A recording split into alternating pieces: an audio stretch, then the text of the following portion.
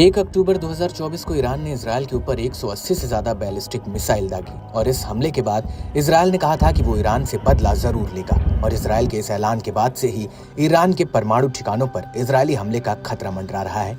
लेकिन इस सब के बीच रूस ईरान की ढाल बनकर पहले ही खड़ा था और अब इसमें चीन की भी एंट्री हो चुकी है, जो इजरायल के लिए बहुत बड़ा खतरा हो सकता है।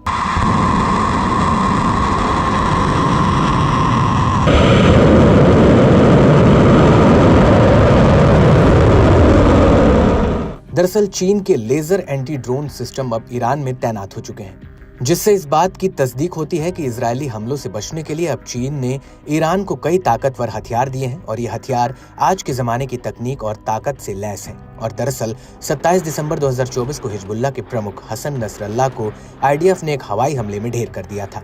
और नसरल्लाह की मौत के बाद ईरान के supreme leader Ayatollah Khamenei underground हो गए थे। उनको डर था कि कहीं नसरल्लाह के बाद अगला नंबर उनका ना हो। लेकिन करीब एक हफ्ता किसी गुप्त जगह पर रहने के बाद पिछले हफ्ते 4 अक्टूबर 2024 को अयातुल्लाह जुमे की नमाज के दौरान नजर आए। इस दौरान उन्होंने ईरानी जनता को संबोधित भी किया, लेकिन इस दौरान उनके बिल्कुल पास एक एंटी ड्रोन और एंटी मिसाइल लेजर सिस्टम को तैनात किया गया था, जिसका पता खामेनेई की तस्वीरें वायरल होने के बाद चला। और इन तस्वीरों के सामने आने के बाद इस बात की पुष्टि हो गई है कि ये लेजर एंटी ड्रोन सिस्टम है, जिसे खामेनेई की सुरक्षा के लिए उनके आसपास तैनात किया गया था।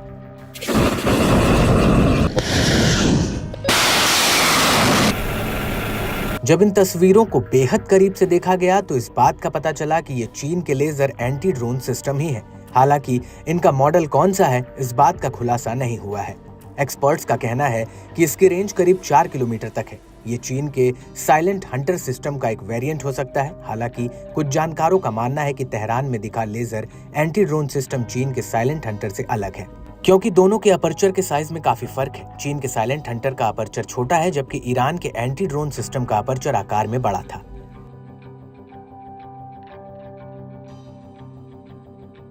वहीं कुछ एक्सपर्ट्स का कहना है कि ये चीन का शेन नोंग लेजर सिस्टम हो सकता है, जिसकी टारगेट रेंज करीब 5 किलोमीटर है। इस सिस्टम से 10 से 20 किलोमीटर पावर रेंज की लेजर निकलती है। ये सिस्टम 2 किलोमीटर तक गैर विध्वंसकारी या चकमा देने वाली लेजर निकाल सकता है, जिसकी वजह से ड्रोन टारगेट को ढूंढकर उस पर हमला करने की ताकत खो देता है। वो अपने टारगेट से भी भटक सकता है, लेकिन ये सिस्टम ऑटोमेटेड या मल्टी मोड हमला करने की ताकत रखने वाले ड्रोन्स के आगे कारगर नहीं है, जिसकी वजह से कुछ टारगेट्स 1.5 किलोमीटर के भीतर ही तबाह हो सकते हैं। एक्सपर्ट्स के मुताबिक चीन के इस एंटी ड्रोन सिस्टम से एक बार में लेजर 3 मिनट से ज्यादा तक चल सकती है। हमला करने के लिए इस सिस्टम को चार्ज करने में 5 मिनट से भी कम का समय लगता है।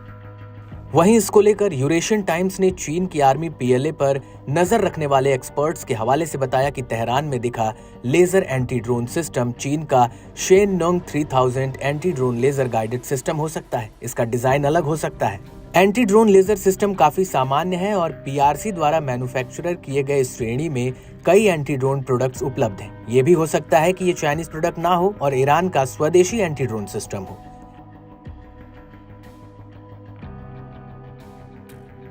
कुछ एक्सपर्ट्स का ये भी कहना है कि ईरान के लिए इजरायल के ड्रोन और मिसाइलों को रोक पाना काफी खर्चीला है, इसलिए उसने अब जोर लेजर आधारित एंटी ड्रोन सिस्टम पर दिया है, जो खर्च के मामले में काफी किफायती है। और यही वजह है कि कुछ एक्सपर्ट्स का कहना है कि इन हालातों में भी ये हो सकता है कि ईरान ने चीन के एंटी ड्रोन सिस्टम को क्लोन किया हो या फिर उसकी रिवर्स इंजीनियरिंग करके उसे एक नया रूप दिया हो। लेकिन बड़ा सवाल ये है कि ड्रोन सिस्टम आखिर ईरान में कब आया और क्या ईरान ने इसे इजरायल पर हमला करने से पहले बनाया या फिर हाल ही में उसने इस टेक्नोलॉजी को चीन से हासिल की है। लेकिन इसमें कोई शक नहीं है कि इस सिस्टम को हासिल करने में चीन ने ईरान की मदद की है, क्योंकि गाजा युद्ध शुरू होने के बाद से ही चीन का रुख ईरान की तरफ ज्यादा नरम है। उसने हमास के इजरायल पर हमले की निंदा भी नहीं की थी और ईरान द्वारा इजरायल पर हमले को उसने इजरायल की आक्रामकता का नतीजा बताया था।